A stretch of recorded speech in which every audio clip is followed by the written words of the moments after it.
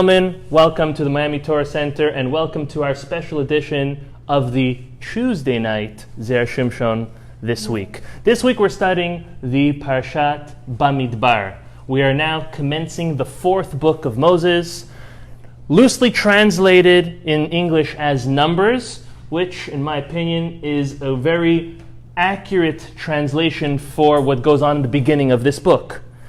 Again, for the beginning of the book.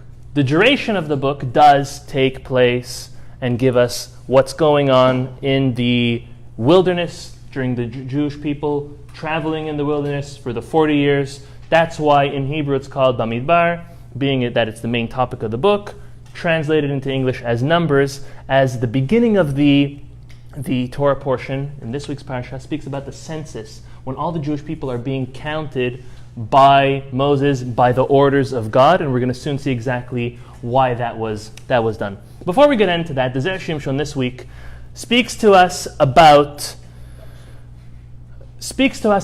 a question which at a certain point in our lives we must have asked ourselves, and if not, well, tonight's a great opportunity.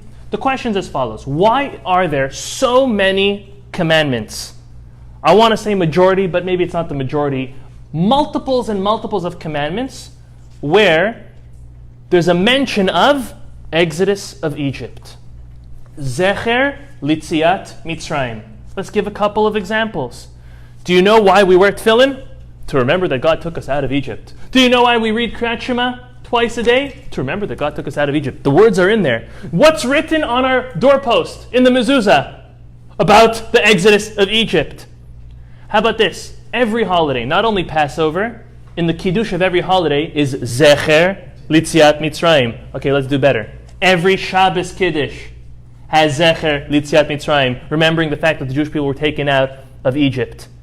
Every holiday, every Kiddush, almost everything that we do is always reminding us for the fact that God took us out of the land of Egypt. Is it a little obsessive? Maybe.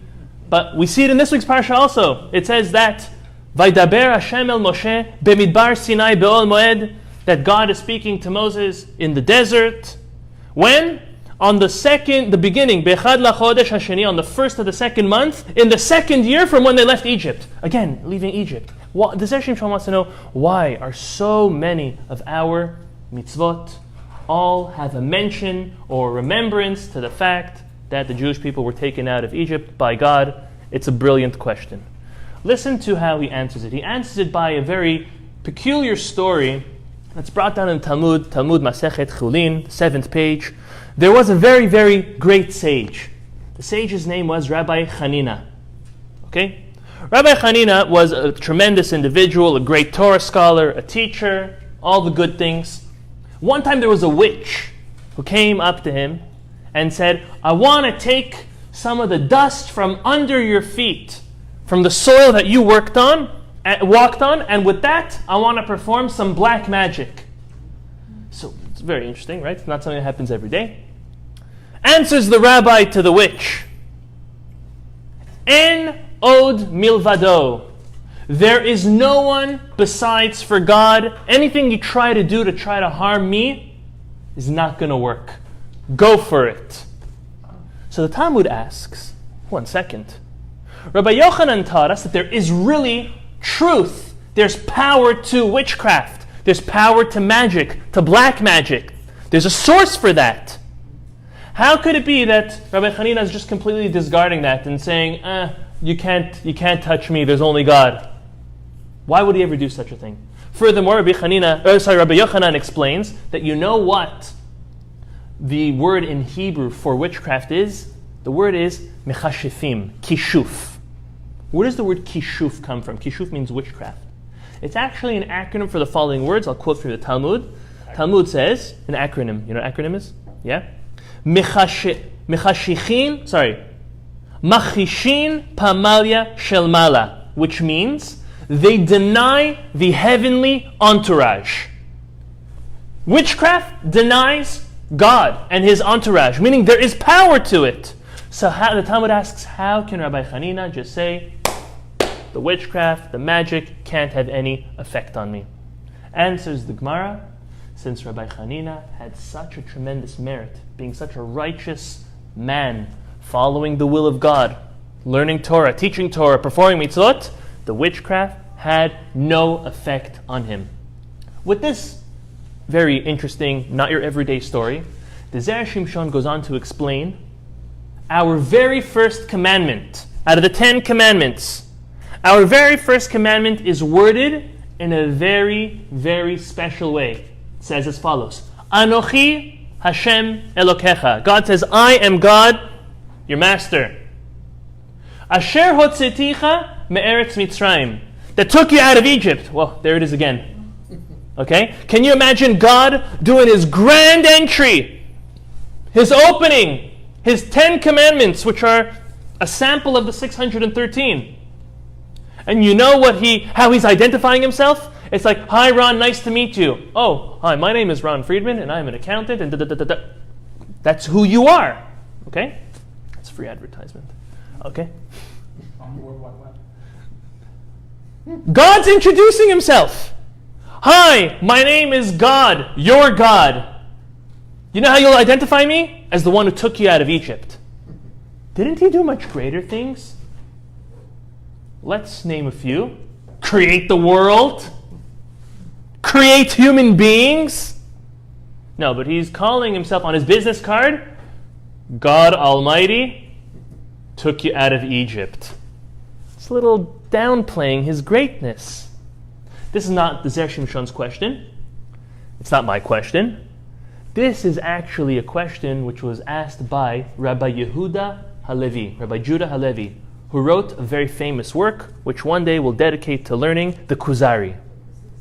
The Kuzari, he writes over there, that God specifically identified himself as the God who took you out of Egypt because you were there. Was any human being there when God created the world? When he separated light and darkness? No. When he separated the water from the land? And when the animals were created? Do we believe it happened? Oh, for sure we do. But were we there to see it? No. Was anyone there to see Adam be created? No. Was anyone there? And I'm not doing this in a heretic's way. But was anyone there when Abraham circumcised himself? No. Do we believe it happened? 100%. But every single Jew that stood at Mount Sinai saw what God did in Egypt. He saw the 10 plagues. He saw this stubborn oppressor, ruler, horrible individual get crushed by the hand of God. They saw the splitting of the sea. They saw their enemies drown in it. Now they're standing at Mount Sinai. And now, you know how God identifies himself? You think everything that just happened over the past 12 months was by chance? A fluke of nature? No. That was me, God says. And that's why God identified himself as the one who took you out of Egypt. The Zera Shimshon takes it a step further. So what I just told you, to your basic scholar will know that answer. Okay?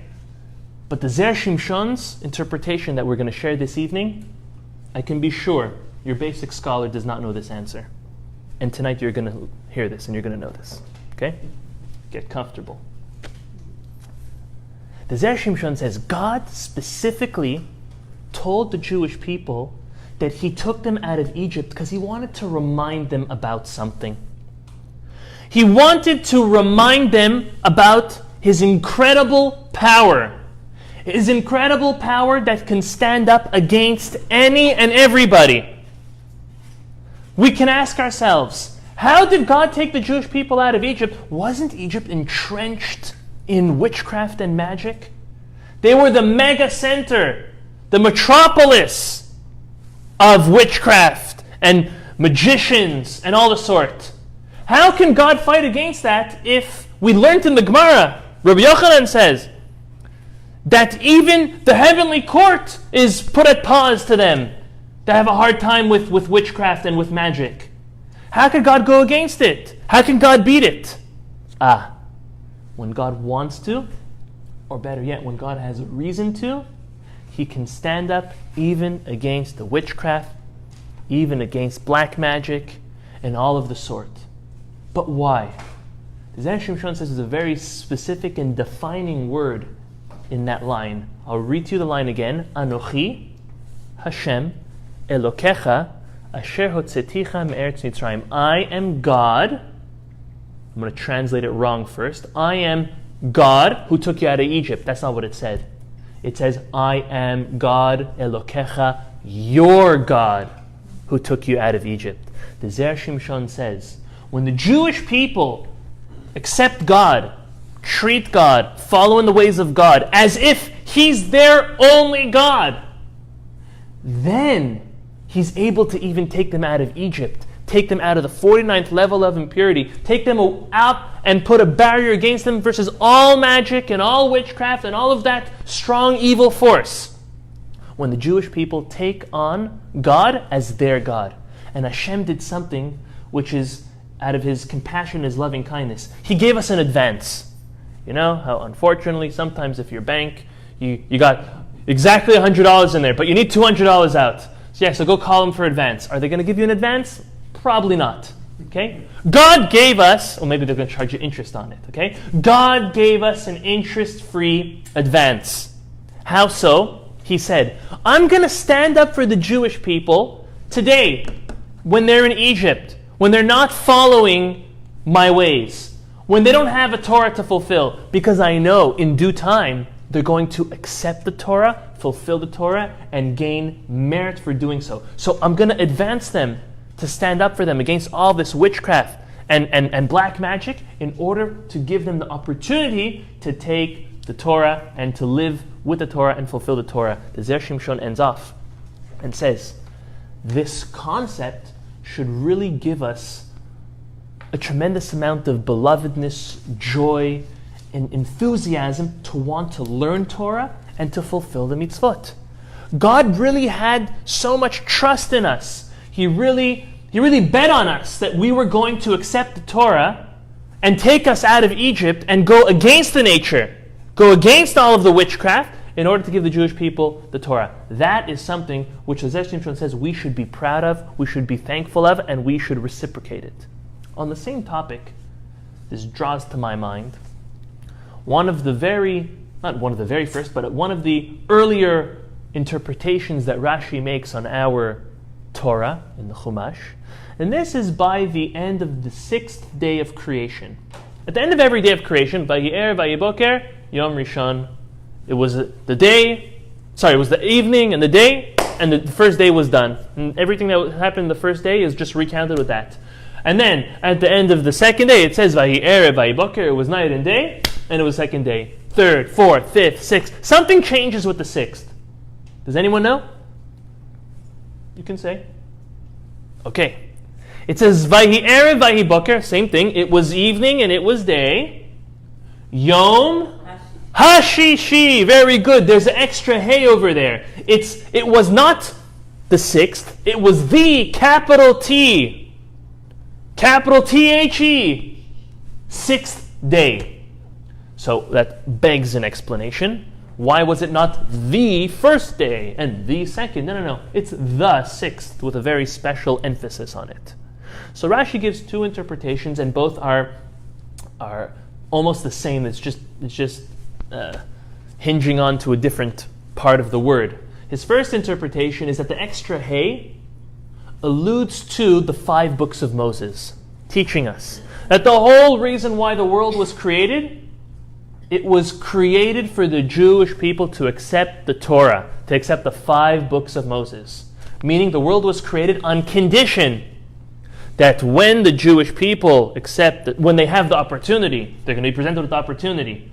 In how long? In 2,448 years after the birth of man, after the birth of Adam. If then they accept the Torah, so the world will continue to spin. And if not, everything goes back to nothingness, tohu vavohu. Big mix-up and nothingness. That's one interpretation. His second interpretation is almost the same. He says, Hashishi, on the great 6th day. The 6th day of what? The 6th day of Sivan. Today, we just entered the month of Sivan. Tonight, we're already now the 2nd of Sivan. On the 6th day of Sivan is when Shavuot is. That's the day that the Torah was given. So the Rashi's interpretation is, on the 6th day of the month of Sivan, the whole world was created, waiting for this day to see if the Jewish people will accept the Torah or not, meaning to know if the world will continue to spin or the world would unfortunately go back to nothingness. So we see these two instances how God is putting himself out. He's giving to us. He's showing us his compassion and his mercy, and he's looking for reciprocation. And in these two instances that we gave, it was the accepting and the fulfilling of Torah.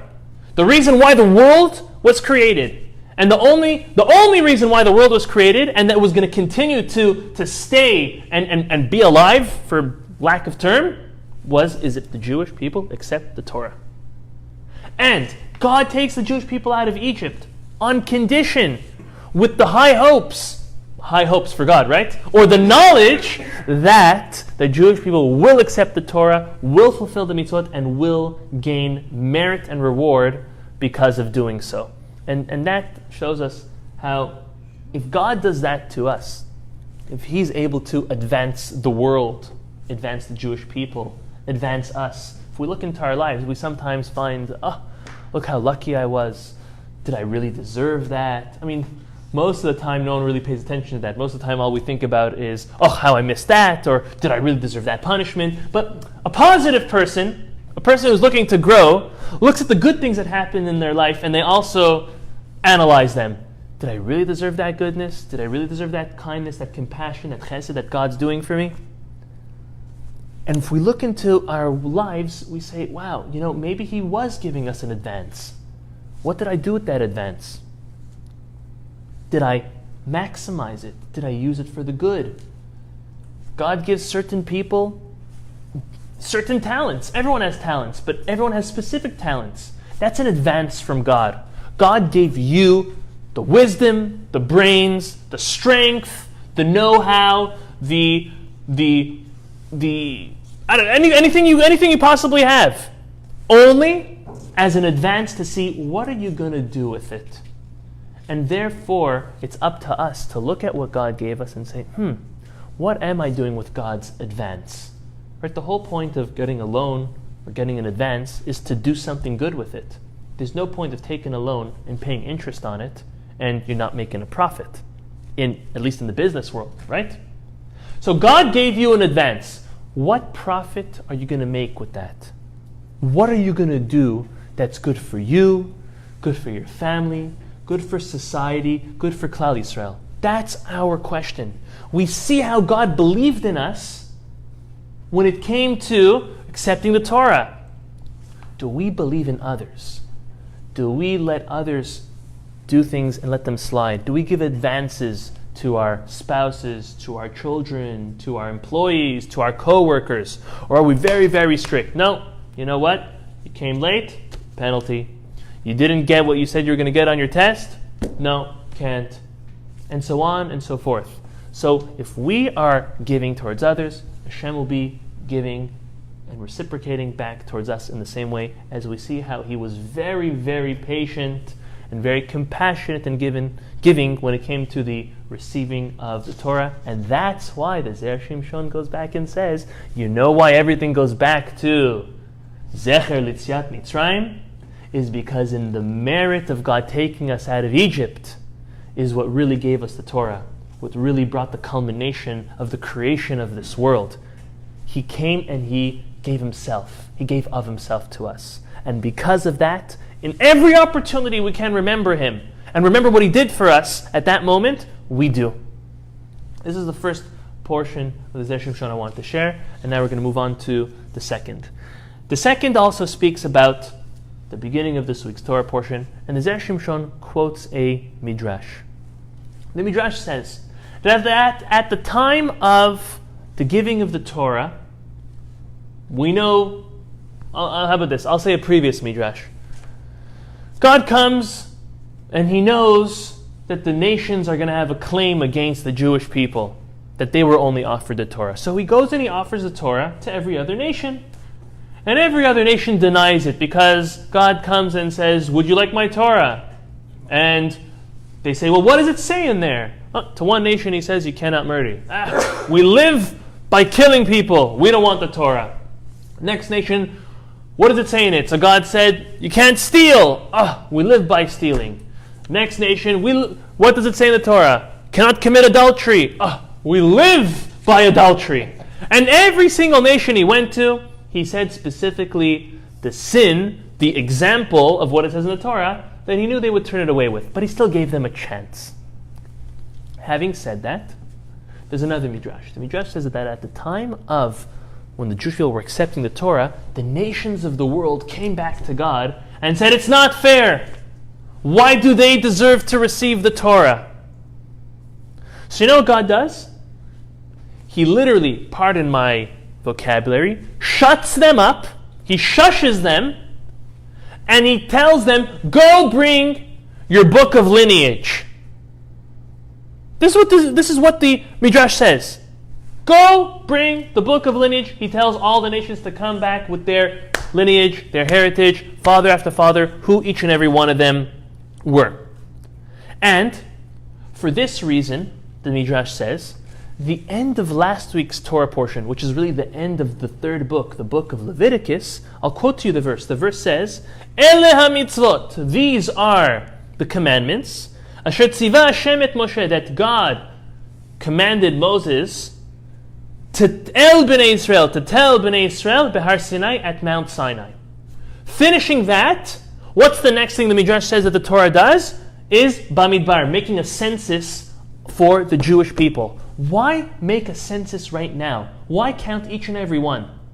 Because if we pay attention to the counting, it was a familial counting. It was every single family in every single tribe.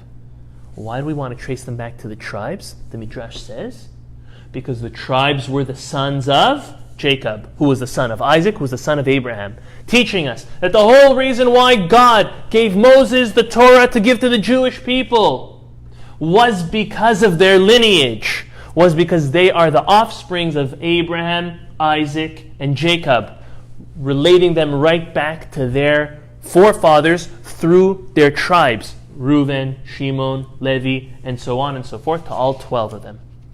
And that's why right now there's a census. This is what the Midrash says. The Zera Shimshon has a very fair question. He has two fair questions. His first question is, well, can we really say that the nations were jealous of the Jewish people? That they wanted the Torah? They were just offered it, and they denied it. How can we say that now they're coming and they're claiming it's not fair, and that they're jealous, the Midrash says? How could they be jealous, as Zera Shimshon says? Second question he says is, what's this whole idea of God shushing the nations? That's not godly, right? Because, either way, if they have no claim, so let them speak whatever they want. Why shush them? Let them make a fool out of themselves. And if they have a real claim, so then what does shushing do? Shushing actually looks like a weakness. This is a rule in life. Whenever you need to raise your voice, or whenever someone else needs to raise their voice, it's because they don't have a strong enough point. They need to infuse their point with some extra impact. So they need to implode it. Is that the right word? Explode. Sorry, they need to explode it. They need to infuse it with extra intention and extra convincing. So instead of saying something nice and calm, they need to scream. They need to use their hands. They need to bang on the table. So it would seem very ungodly to shush them. So again, if they had if they have a nothing of a claim, let them make their claim. If they have a real claim, so then what type of answer is, go bring your book of lineage? Okay? The Zera Shimshon gives two different answers which are quite similar. I'm going to go through them both with us. They're absolutely fascinating. Okay? He says that we have to really understand what were the nations coming and claiming against the Jewish people. So he gives two alternative answers on what they were really claiming. The first is as follows. The Talmud says that at the time of Mashiach, when the Messiah comes, God is going to sit in front of the world with a Sefer Torah in his lap. And he is going to point at it and say, whoever believes that they deserve merit from this, he's pointing to the Torah, come and claim it. Every nation comes. This is the beginning of Masechet Avodah Zara. If anyone has ever learned it, the beginning of Tractate Avodah Zara. It's a fascinating story. It goes on for 2-3 pages. If you haven't learned it yet, speak to your LOR, that means local Orthodox rabbi, and sit down with him and make sure you learn it. It's a fascinating piece of Talmud. Okay? Every nation comes. The Romans, the Persians, the Greeks, they all come and they say, we deserve merit from this, pointing to the Torah. God said, have you ever learned Torah? No. So what gives you the right to believe that you deserve any merit from this Torah? Oh, everything we did was for the sake of the Jews and the sake of their Torah. And God goes, really? Are you serious? Yes, the reason why we made bridges was in order to facilitate for Jews to travel from one city to another, to spend the time with their family over the holidays, and to get to different yeshivas and kollels. God's like, come on, you're talking to God over here. Stop this. The reason why you made a bridge was in order so that you could collect tolls and taxes every time people cross over. You had no intention for the Torah or for the Jews. And to each and every nation, he put them in their spot. With that, the Zera Shimshon says it's very hard to say that the Goyim, the Gentiles, the rest of the nations, really wanted the Torah. Because they didn't. They showed that they didn't. However, they were given something. God, in the time of Mashiach, is going to give them a chance. And say, you know what? Let me give you a chance. Have you fulfilled the 7 mitzvot b'nei Noach? The 7 Noachide laws? No. So what makes you think you would have done all 613? Again, shutting them down. So God says, I'm going to give you one mitzvah. I'm going to give you the mitzvah of sukkah. Build yourself a hut. Go sit inside. If you do that, I'll give you merit now, even though you're unworthy of it. To make a long story short, they build the sukkah. God cranks up the heat. Literally. They sit inside. They're schwitzing. They're boiling. They get out, and on their way out, they kick the sukkah. Ach, I had enough of this. So God says, see, you couldn't even do one easy mitzvah. It's one of the easiest mitzvahs to do, to build a sukkah and to eat, to picnic in the sukkah for 7 days. It was one meal they couldn't even handle. So then we can say, well, what's the point? God cranked up the heat. Yeah, but why did they have to kick it out on their way out? It's all the mindset. They never really wanted to do it. They're just coming for the free lunch. There's no such thing as a free lunch. Even in the time of Mashiach, believe it or not. Okay? And they couldn't. So with this, the Zera Shimshon says, you know what the Goyim's claim was against the Jews? These Jews don't deserve the Torah. You know why they don't deserve the Torah? Because they themselves have not kept the 7 mitzvot b'nei Noach, the 7 Noachide laws. And because of that, they don't even deserve to keep all 613. The same claim you're going to use on us in almost 4,000 years, God, I'm going to use right now on the Jews. We didn't deserve any merit from the Torah or receiving the Torah because we didn't keep even the 7 mitzvot b'nei Noach, the 7 Noachide laws. Well, the Jews, these very Jews, also are not keeping the 7 Noachide laws. So the Zera Shimshon quotes to us, I'm going to read it to us, the Rambam. The Rambam, in the 9th chapter of his Laws of Melachim, Kings, he writes to us, and this is something that if no one's ever read, we're having a great opportunity to really understand how we developed from a Noachide, right? Because we are all descendants of Noah, each and every one of us. So Jews come from Shem, that's why we're called Semites. Okay? But every single human being today can be traced back to Adam, or more recent, to Noah. Every single human being has a drop of blood, at least, in them from Noah. Okay? But look how the development from 6 commandments that were given to Adam turned into 613 for Jews. Get ready. Hold on to your chairs. Al shisha dvarim nitztaveh Adam harishon. 6 things Adam was commanded. The first is against avodah zarah, no idolatry. Adam had to believe in God. Next is birkat Hashem, that you're not allowed to mention God's name in vain. Even Adam was not allowed to. Number 3, shfichut damim, murder. Murder was also prohibited to Adam, and obviously his children. Gilui arayot is adultery. No adultery is allowed to be committed.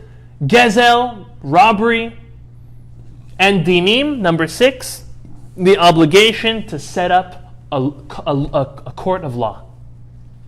These are the six mitzvot that were given to Adam.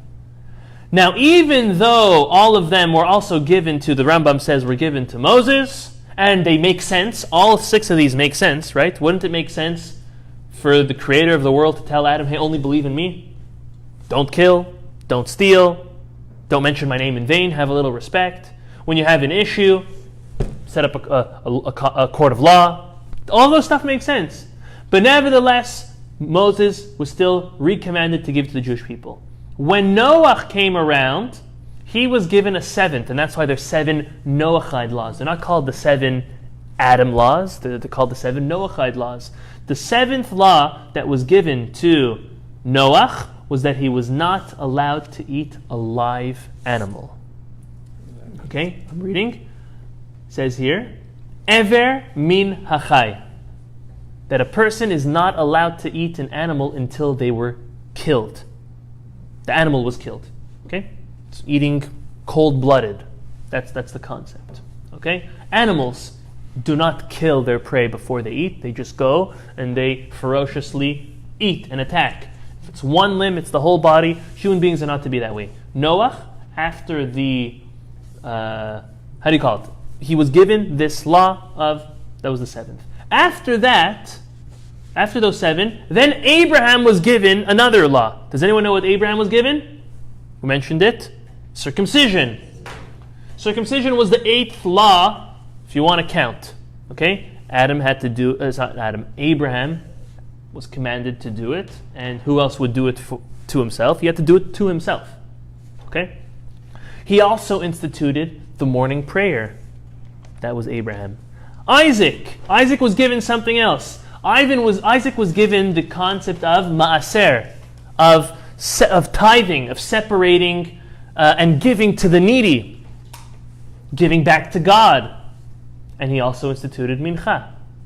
Jacob was given the halacha, the commandment of the gid hanasheh, which is called the sciatic nerve, the prohibition from eating the sciatic nerve, having to cut that part out of the animal and not eating it. And he also instituted Arvit, the evening prayer. Then there was more given to Amram until finally all 613 were given to Moses in order to transmit them to the Jewish people. This is how our Torah and our life translated from 6 mitzvot to Adam, then 7, then 8, 9, 10, all the way till 613. Based on this, the Zera Shimshon says, the Jewish people are not like the Gentiles. They are not considered B'nai Noach, Noachides, and they don't have an obligation to only fulfill 7 Noachide laws. Rather, they have all 613. They are different. So what happened was God came and said to them, go bring your book of lineage. Because in my book of lineage, you are Noachides. You have to keep the 7 laws of Noah. But the Jewish people are a different breed. They're Bnei Avraham, Yitzchak, v'Yaakov. They are not like you. And now here's something else. And this is kind of almost, you might think it's not fair, but listen, the Zera Shimshon explains it. There's no such thing as a shogeg. Shogeg means if a person doesn't know that it's prohibited by a Gentile.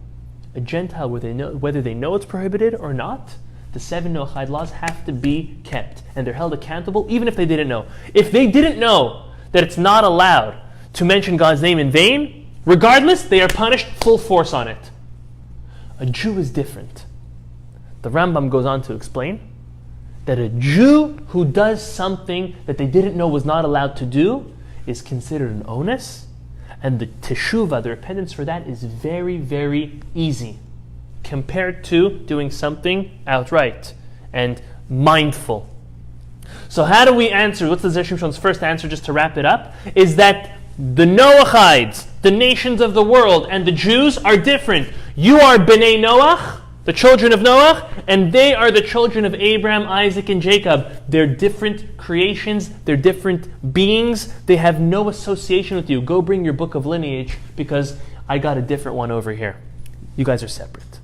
Listen to the other answer, the alternative answer that Shimshon gives. He says that the claim of the Goyim, the Gentiles, were, or how God, they come to God, how could you fall for their flowery words of Na'aseh v'nishma? We will do, and then we'll listen and understand. They're coming to him and saying, God, never in a million years would anybody accept 613 main laws with thousands of derivatives by coming and saying, we'll do, and then we'll listen and understand. They're coming, how could you fall for it, God? You know why they did it? Because they're losers. Because they're small. Because they're looked down upon. Because they got nothing going for them. So you know why they're accepting it? At least let the Almighty God adopt us as His children. They were doing it for their own honor. They weren't doing it for yours. They're doing it for their own benefit and comfort, not for yours. The Zera Shimshon proves that really the Jewish people are called katan, small, where gives two examples. One was by Rivka. Rivka, the mother of Esav and Yaakov, says as follows. I'll quote you the verse. Vatikach Rivka et bigdei Esav. This is when Rivka was giving Yaakov the dress, the clothes of his older brother, in order to come into Isaac to get the amazing blessing that was set for the firstborn.